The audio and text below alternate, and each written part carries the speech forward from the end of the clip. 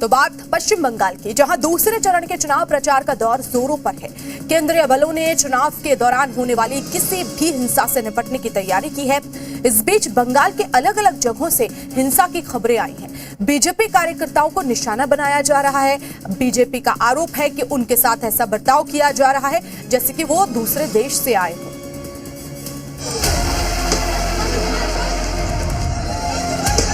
पहले चरण के चुनाव में बंगाल से हिंसा की कुछ तस्वीरें सामने आई थी। कुछ लोगों ने माहौल खराब कर लोकतंत्र के पर्व को दागदार बनाने की कोशिश की थी। आशंका जताई जा रही है कि दूसरे चरण की वोटिंग के दौरान भी अराजक तत्व हिंसा फैलाने की कोशिश कर सकते हैं। लिहाजा ऐसे लोगों पर लगाम कसने के लिए इस बार जबरदस्त तैयारी की गई है। तस्वीरें देखिए, ये सिर्फ बख्तरबंद गाड़ियां नहीं हैं, ये चुनाव के दौरान हिंसा फैलाने वालों के लिए सख्त संदेश है। बुलेट प्रूफ गाड़ियों से दंगाइयों को सबक सिखाने की फुल प्रूफ तैयारी है। हालांकि इस तैयारी के बावजूद कुछ इलाकों से हिंसा की तस्वीरें सामने आ रही हैं। दक्षिण 24 परगना के गोसाबा में बीजेपी कार्यकर्ता को बुरी तरह से पीटा गया। पिटाई का आरोप टीएमसी कार्यकर्ताओं पर लगा है। चुनावी महासमर में टीएमसी को बीजेपी की चुनौती जमीन पर पसीना बहाने वाली दीदी के मददगारों को रास नहीं आ रही है, जिसकी गवाह है ये तस्वीरें। दक्षिण 24 परगना में बीजेपी के झंडे और बैनर फाड़ देने की तस्वीरें सामने आई तो सियासत गर्मा गई। बीजेपी के स्थानीय नेताओं ने इस घटना के बाद थाने में शिकायत दर्ज कराई और आरोप एक बार फिर से टीएमसी के कार्यकर्ताओं पर ही लगा है। दूसरा फेज दक्षिण बंगाल के उस कोर बेल्ट में है जिसे ममता बनर्जी का अभेद्य किला माना जाता है। इसीलिए पहले चरण से ज्यादा दूसरे चरण में बीजेपी का असल इम्तिहान होना है। ऐसा ही इम्तिहान दक्षिण परगना की संदेश खाली सीट पर है, जिसे टीएमसी नेता शाहजहां शेख का गढ़ कहा जाता है। संदेश खाली का नाम सबसे पहले उस समय चर्चा में आया जब छापेमारी के दौरान ईडी की टीम पर यहाँ पर हमला हुआ। महिलाओं की सुरक्षा और जमीन पर कब्जा यहाँ का अहम मुद्दा है। हालांकि इस बार यहाँ पर मुस्लिम मतदाताओं की संख्या थोड़ी कम है, लेकिन महिला मतदाता इस विधानसभा सीट पर हमेशा से निर्णायक साबित हुई है। ऐसे में यहाँ इस बार एम फैक्टर बेहद ही दिलचस्प होने वाला है। जनवरी 2024 में संदेश खाली में हुई हिंसा के जख्म यहाँ के लोगों के जहन में अब भी ताज़ा हैं। इसीलिए इस बार यहाँ के लोग परिवर्तन के लिए वोट करने का मन बना चुके हैं। আমরা তাই মোদিজিকে চাই, আমাদেরকে রক্ষা করার জন্য আমরা তাই মোদিজিকেই চাই। शेख शाहजहां को रुकने के लिए इन लोग मोदी जी को मांगता है। गला काट देगा, सवार काट देगा, सब काट देगा गला। हाँ। इतना ज्यादा डर है उसका। हाँ, डर है बोले तो बोलते हमरा मोदी जी के चाय। मोदी जी चाहिए। हाँ, मोदी जी चाहिए। बहरहाल दूसरे चरण के चुनाव के लिए बंगाल तैयार है। प्रत्याशियों की किस्मत ईवीएम में कैद होने वाली है। 4 मई को जब ईवीएम खुलेगी तो तय हो जाएगा कि बंगाल किसकी अगुवाई में आगे का सफर तय करेगा। दीदी फिर से कमान संभालेंगी या फिर कमल खिलकर आएगा। ब्यूरो रिपोर्ट, जी मीडिया। यूपी में जब अवैध कब्जे पर सीएम योगी का बुलडोजर चलता है तो कब्जा गैंग में खलबली मच जाती है। लेकिन इस बार जो बुलडोजर एक्शन हुआ है उससे यूपी में 7000 किलोमीटर दूर लंदन में हड़कंप मचा है। कब्जा गैंग को इस बार ऐसा बुलडोजर सबक मिला है जिसके बाद वो यूपी में अवैध मदरसे बनाने से पहले 100 दफा सोचेंगे।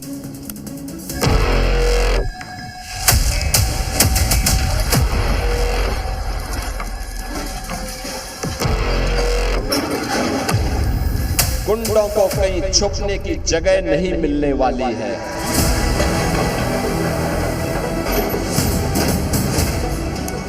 अब प्रदेश में अपराधियों के मन में भय है।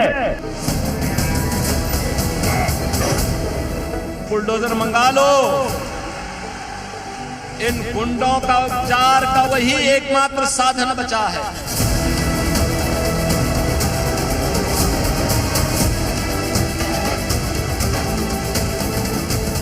सीएम योगी ने कहा और बुलडोजर आ गया। न सिर्फ आया बल्कि एक्शन की ऐसी फिल्म दिखाई कि सरकारी जमीनों पर कब्जा जमाए बैठी कट्टरपंथी गैंग की तिरपन कांप गई।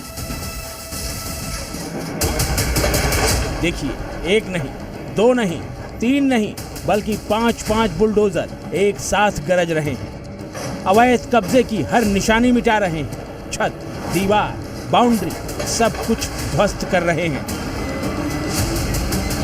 ये पहला बुलडोजर, ये दूसरा, ये तीसरा, ये चौथा और ये 5वां वार पर वार कर रहे हैं और अवैध कब्जे को जमींदोज कर रहे हैं। ये कार्रवाई खलीलाबाद के गोश्त मंडी इलाके में हो रही है। जिस मदरसे की ईंट से ईंट उखाड़ी जा रही है वो उसी मौलाना शमशुल हुदा का है जिसने नागरिकता तो ब्रिटेन की ले रखी है, लेकिन मदरसा शिक्षक के तौर पर वेतन यूपी से उठा रहा था।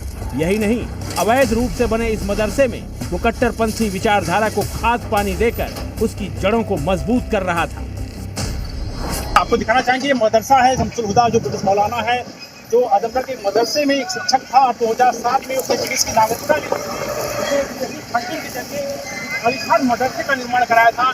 और ये मदरसा जो है बिना नक्शे के मदरसे का निर्माण कराया गया था। लंबी प्रक्रिया के बाद आखिरकार प्रशासन का बुलडोजर चल रहा है। मौलाना का जो मदरसा है, इस मदरसे पर 5 जेसीबी चल रही है और बड़ी संख्या में पुलिस फोर्स के आला अधिकारी, SDM, CO और ADM तमाम बड़े अधिकारी जुटते हुए ये बड़ी कार्रवाई जो है आपको देखने को मिल रही है। मौलाना शमशुल हुदा का इस इलाके में ऐसा दबदबा था कि लोग उसके खिलाफ बोलने से भी कतराते थे, लेकिन CM योगी ने अपने इस बुलडोजर एक्शन के जरिए साफ कर दिया कि ऐसे किसी भी मौलाना से डरने या दबने की जरूरत नहीं है। इनका इलाज उन्हें अच्छे से आता है। किसी मौलाना के दबाव में भी मत आइए। कोई मौलाना क्या पक रहा है उससे चिंता करने की आवश्यकता नहीं। लंदन में बसे मौलाना शमशुल हुदा की कुंडली भी आपके सामने खोल देते हैं। शमशुल दुधारा थाना क्षेत्र के देवरिया लाल गांव का रहने वाला है। आजमगढ़ के एक मदरसे में शिक्षक के रूप में काम कर मौलाना का दर्जा हासिल किया था। धार्मिक गतिविधियों की आड़ में पाकिस्तान समेत कई देशों की यात्राएं की। इंग्लैंड में बसने के बाद 2013 में उसने ब्रिटिश नागरिकता हासिल कर ली।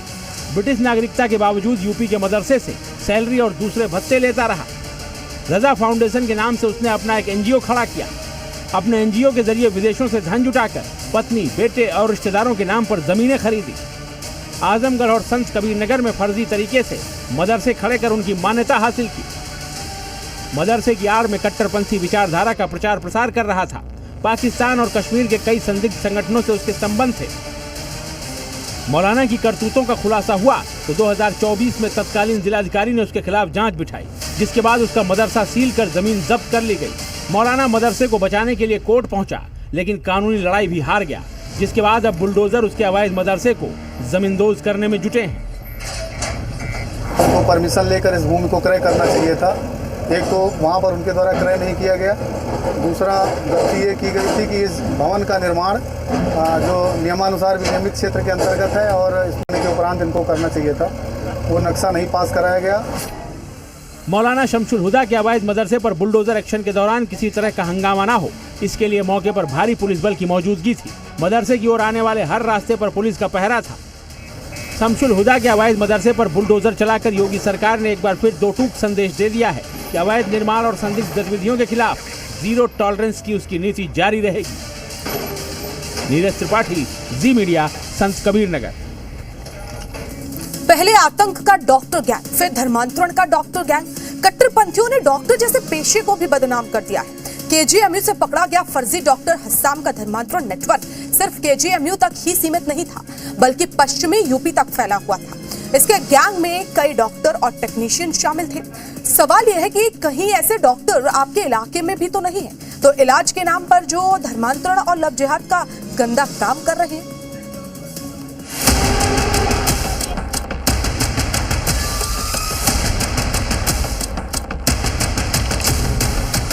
धर्म रिलेटेड चीजें थी, जिससे हुरे मिलेंगी, पैसा मिलेगा, कुछ हम लोगों ने देखा था। अब शायद उन लोगों ने डिलीट कर दिया है, लेकिन उनकी डिटेल पुलिस के पास आ गई। धर्मांतरण का धंधा सोशल मीडिया पे लोगों को अप्रोच करता था, और जो कुछ हमारे स्टूडेंट्स हैं UG, कुछ गर्ल स्टूडेंट्स हैं, वो उसकी बात को एक्सेप्ट कर लेते।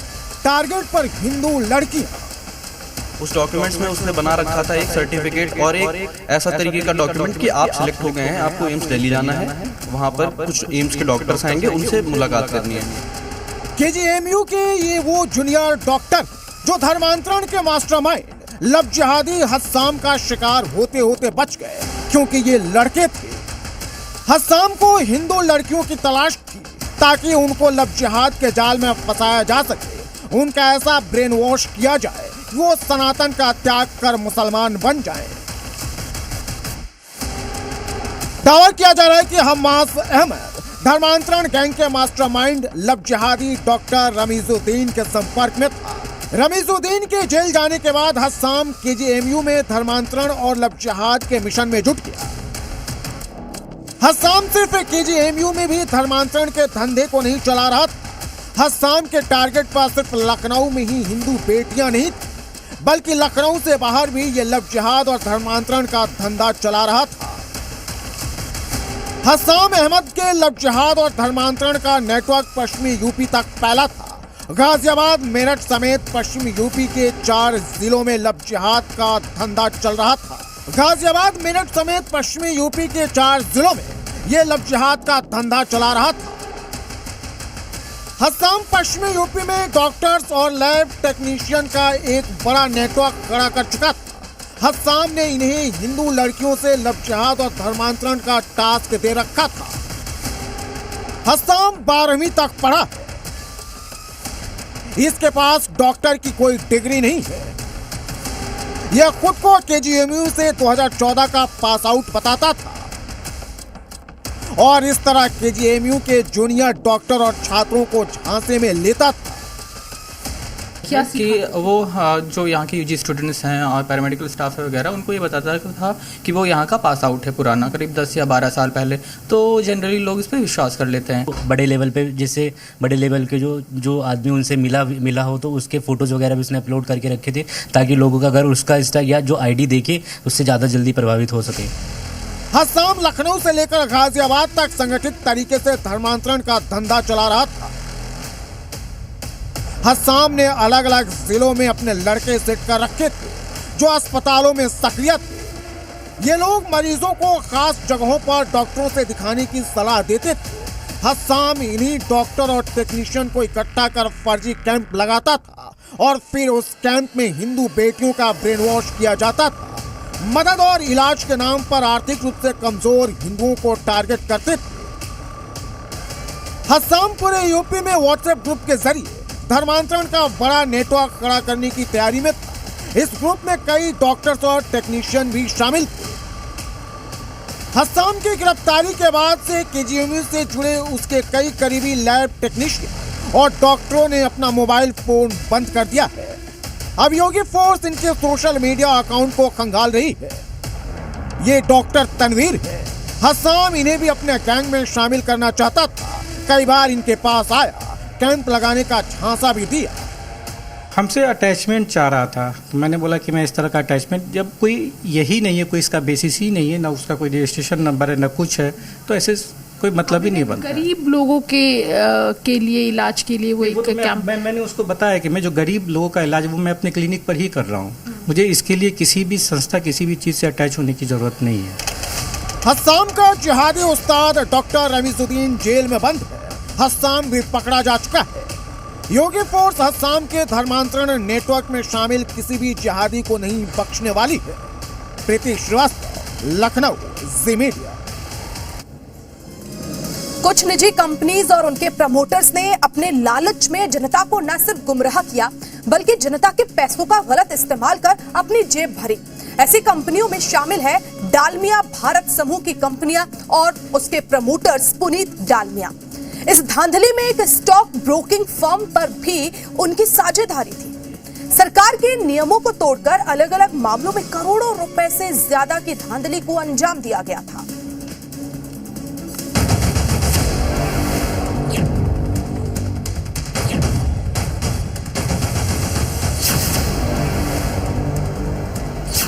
इस घोटाले के 4 किरदार हैं। किरदार number 1, allied financial services private limited यानी AFSPL। किरदार नंबर 2, डालमिया भारत ग्रुप।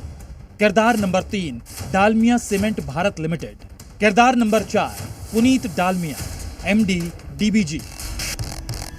जब कंपनियां सरकार के बनाए नियमों का उल्लंघन जानबूझकर करती हैं तो उनका एक ही मकसद होता है, मोटा मुनाफा बनाना। सबसे पहले बात allied financial services private limited की, जो कि एक स्टॉक ब्रोकिंग फर्म है। उस पर आरोप है कि उसने ग्राहकों को 2.5% हर महीने रिटर्न देने का वादा करने वाली स्कीम चलाई। ये सेबी के नियमों का खुला उल्लंघन है। सेबी का नियम कहता है कि ब्रोकर गारंटीड रिटर्न का वादा नहीं कर सकते।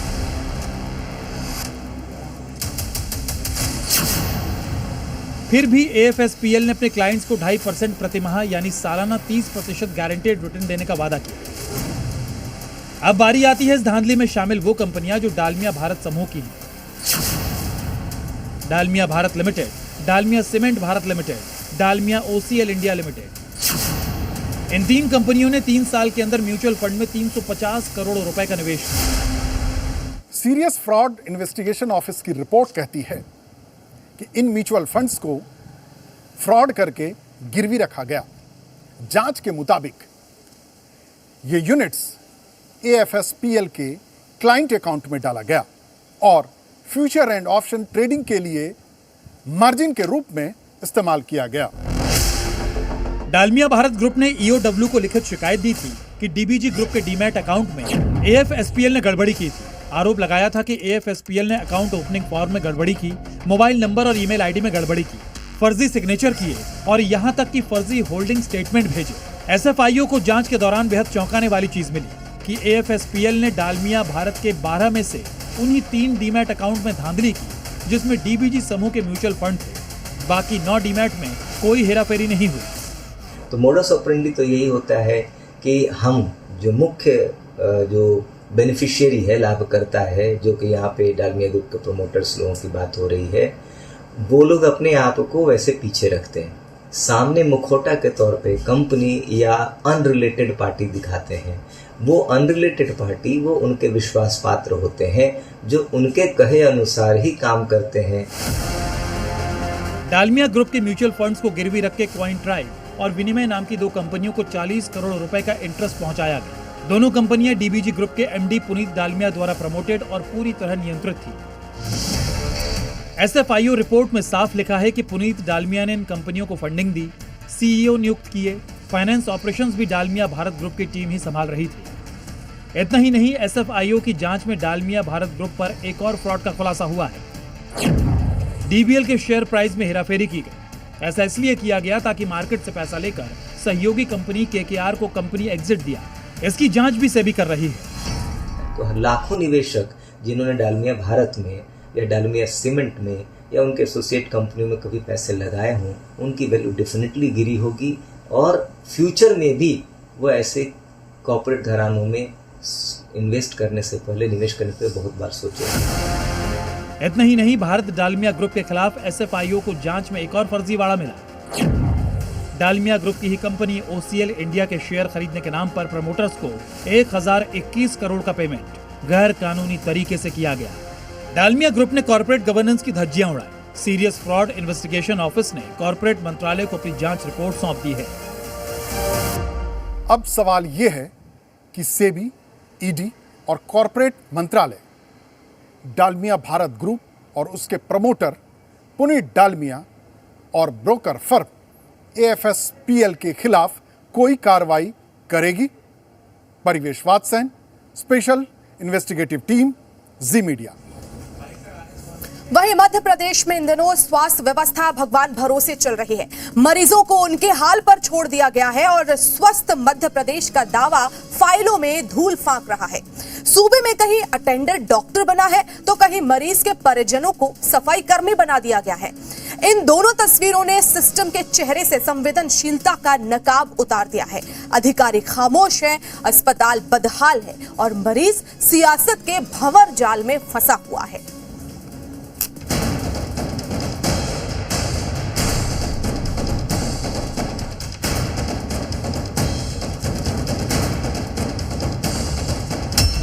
नर्मदापुरम में स्वास्थ्य व्यवस्था की खुली पोल।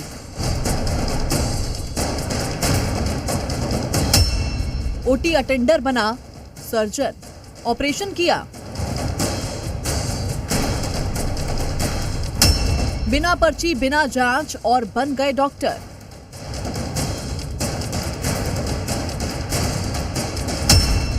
जिला अस्पताल में इंसानियत हुई शर्मसार।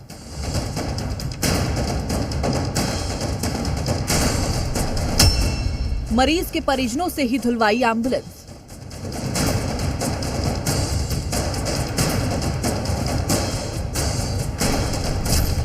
प्रदेश में सरकारी स्वास्थ्य व्यवस्था इन दिनों आईसीयू में चल रही है।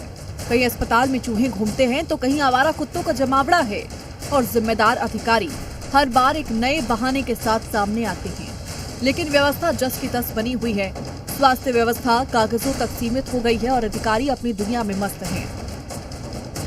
मध्य प्रदेश के नर्मदापुरम से स्वास्थ्य व्यवस्था को पलीता लगाने वाली एक तस्वीर सामने आई है, जहां पिपरिया सिविल अस्पताल में डॉक्टर नहीं बल्कि एक ओटी अटेंडर ही सर्जन बन बैठा और उसने महिला की सर्जरी कर डाली, बिना पर्ची, बिना जांच और बिना डॉक्टर। ये कहानी आपको हिला देगी। आंचल पक गया था, इसलिए हम अनीता साहू के घर चले गए थे। अनीता साहू के इधर कर्मचारी ने बताया नहीं, नंबर दिया बरसाती लाल का, उसी से इलाज करवा लिया। तस्वीरों में दिख रहा है ये सरकारी अस्पताल है, जहां इलाज के नाम पर हैरान कर देने वाला खेल खेला गया। आरोप है कि ओटी अटेंडर ने एक महिला जो हाल ही में मां बनी है उसका ऑपरेशन कर डाला। ना कोई ओपीडी पर्ची, ना कोई डॉक्टर की जांच, सीधे ऑपरेशन, और इसके बाद भी खेल जारी रहा। हमारी पत्नी का बहुत ही ज्यादा पक गया था, तो हमने सोचे कि कोई प्राइवेट जगह पे जाकर पूछ लें कुछ इसका कैसा क्या होगा। तो हम अनीता साहब के घर लगाए, तो मैडम ने दवाई लिखी और बोली कि हम किसी अच्छी जगह पे जाके इसका ऑपरेशन या जो भी है आप करवा लो। बोले ज़्यादा तकलीफ है उसको। इस खौफनाक सच्चाई का खुलासा तब हुआ जब आशा कार्यकर्ता महिला के घर पहुंची। शक हुआ, पूछताछ हुई और सामने आई ये चौंकाने वाली कहानी। पीड़िता ने आरोपी के खिलाफ थाने में शिकायत दर्ज कराई। चौंकाने वाली बात ये कि ये पहला मामला नहीं, इससे पहले भी आरोपी बिना डॉक्टर की जानकारी की सर्जरी कर चुका है। सकती मुझे बहुत ज़्यादा तकलीफ और परेशानी है, तो आप क्या तकलीफ आप बताओ। वो शर्मा में नहीं बताई। हमने बोले देखो आप तकलीफ नहीं बताओगे तो हम आपकी कोई मदद नहीं कर सकते। तो उन्होंने ये बोला कि क्या कहते दीदी मुझे आंचल में तकलीफ है, ऐसा होगा। फिर हमने बोले कि आप खोल के बताओ, थोड़ा हम देख सकते हैं। देखे तो उसका चीरा लगा था, पट्टी लगी थी।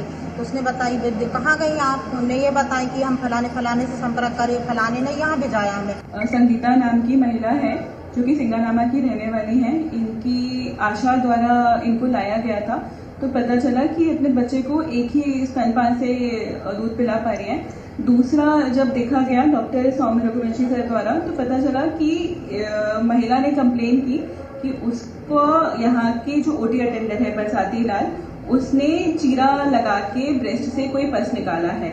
फिर जब महिला हमारे पास आई, हमने उससे पूछताछ की तो उसने हमें रिटन में दिया भी है उसके और उसके पति ने कि बरसाती लाल जो पिपरिया सिविल अस्पताल में ओटी अटेंडर है, वो महिला को ओटी में ले जाके बार बार सफाई के नाम पे उसको चीरा लगाता रहा, पस निकालता रहा और उससे हर एक विजिट के 1000 से 1500 रुपए की मांग करता रहा।